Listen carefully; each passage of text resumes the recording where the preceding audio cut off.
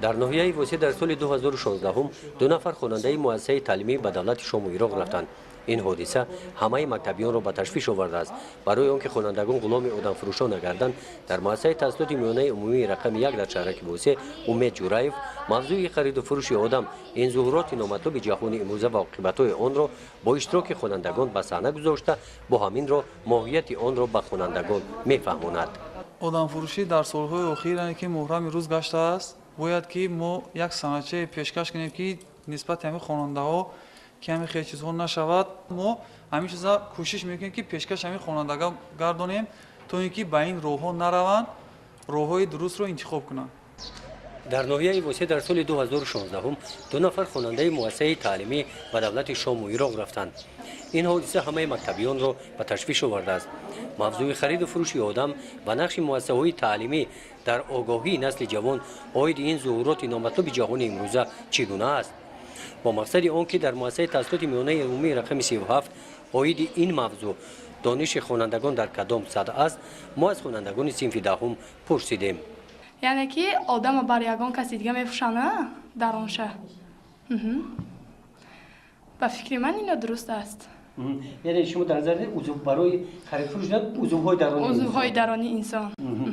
شما اینو در کجا خواندگی؟ در بیولوژیا. به فکر من که این کار نادرست است.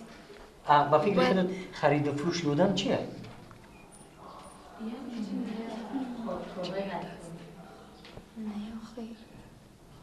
با اندیشه من خرید فروش آدم باز وقتی که آدم تازه میکنن و خرید فروش میکنن عضوهای درونی وی را میگیرن.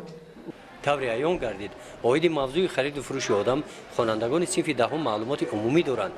عاید همین موضوع از خوانندگان صنف 11 میپرسیم. درباره خرید و فروش آدمان میدونیم اما یگان معلوماتی نداریم. هیچ نه. ابی با فکر خودت خرید و فروش آدم چیه؟ اصلا خرید و فروش آدمان این از روی بی‌سوادی هر یک شخص وابسته است. یعنی که شخصانی که علم ندارند، سواد ندارند، دانش ندارند، یعنی که فریفته هر گونه شخصانی یعنی پولدار و منصب پرست میگردند و آنها رو یعنی که با خود جلب نموده، یعنی هر گونه افراطگرایی، گروه های افراطگرایی با خود جلب نموده به دولت های دیگر مثل دولت های جنگ زده میفروشند. مثل آنها در جنگ ها اشتراک میکنند و این یعنی که در جنگ های دیگر اشتراک کردن، یعنی دیگر آنها راه برگشت ندارند، یعنی عاقبت این همه یعنی که فریفته شدن این مرگ است عاقبتش. موافق برنامه تعلیمی در صنف 10 و 11 در مؤسسه‌های تعلیمی خوانندگان فن‌های تاریخ و جهان امروزه را از خود میکنند. از روی گفت معلمان درباره موضوع خرید و فروش آدم در این برنامه گفته نشده است. درباره خرید و فروش آدم، درباره غلامفروشی در نقشه تعلیمی مکتب‌های تحصیلات میانه عمومی حاضر وجود ندارد. این را باید که وزارت معارف و علم جمهوری تاجیکستان به نظر بگیرد و به همین نقشه تعلیمی یک تغییرات الهه وارد کند تا اینکه جوانان سین مکتبی باید که از همین چیز با خبر باشند. در این باره باید مثال میگیریم در وقت درس معلمان سخن گویم گپ زنند. برای همین چیز لازم است. این یک جنایت است. برای همین یک کاری هست که مثال میگیم جوانان باید این رو بفهمند تا اینکه فریفته همین گونه کارها نشوند، به همین کارها دست نزنند. مثال میگیم در این مؤسسه تعلیمی نقشه درس‌های تربیوی موجود میباشد. در این مشغولیت‌ها عاید موضوع خرید و فروش آدم ظهورات نامطلوب جهانی امروزه معلمان به خوانندگان چی میگویند؟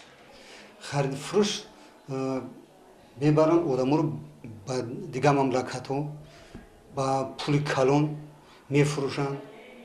خاطر او آدم‌ها درک نمی‌افته او را با فند فریب بوده میفروشند. این خیلی آدم‌ها خودشون درک بیان نمیرن اونجا. اونها رو یگان راه دیگر خطی نفهمونده میبرن به دیگه مملکت‌ها با دیگه آدم‌ها میفروشند. با فکر شما کدام راه خطی میبرند؟